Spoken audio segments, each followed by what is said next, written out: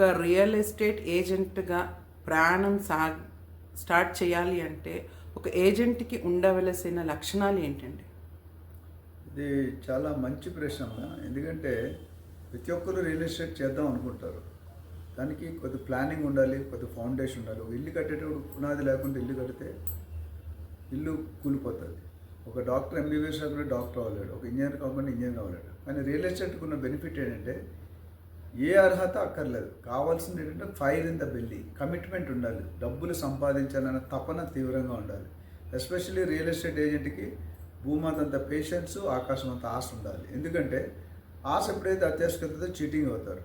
ముఖ్యంగా మనం ఒక 4-5 పాయింట్లు, చాలా పాయింట్స్ ఉన్నాయి, టైం తక్కువ ఉంది కాబట్టి ముఖ్యంగా 4-5 పాయింట్లు చెప్పాలంటే ఏంటంటే, ఫస్ట్ కన్విన్సింగ్ స్కిల్స్ ఉండాలి, డ్రెస్ అటైర్ ఉండాలి, బాడీ లాంగ్వేజ్ ఉండాలి, కమ్యూనికేషన్ స్కిల్స్ ఉండాలి, కాన్ఫిడెన్స్ ఉండాలి. మరి ముఖ్యంగా ప్రోడక్ట్ నాలెడ్జు, అట్లనే geographical knowledge, legal knowledge, documentation knowledge, registration procedures, market developments, private developments, government permissions, RERA, DTCP, GHMC, HMDA ఇలాంటివన్నీ చూశారు. లీగల్ ఒపీనియన్ లేకుంటే మాత్రం మనం వెళ్ళకూడదు. ఎందుకంటే ప్రతి కస్టమర్ కూడా లైఫ్లో ఒక్కసారి 2 సార్లు కొనుక్కుంటారు.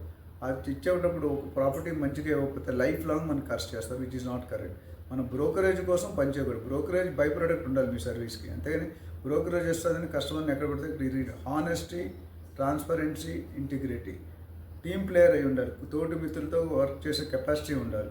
ఇవన్నీ ఉంటే మాత్రం అట్లీస్ట్ 5 to 10 years ప్రాక్టీస్ అయిన వాడు 100 meter డాష్ కాదు రియల్ ఎస్టేట్ అంటే. 100 meter డాష్ కాకుండా ఇట్స్ ఎ మ్యారథాన్. అంటే ఎంత లాంగ్గా ఉంటే అంత లాంగ్గా సంపాదించుకుంటారు. Thank you sir.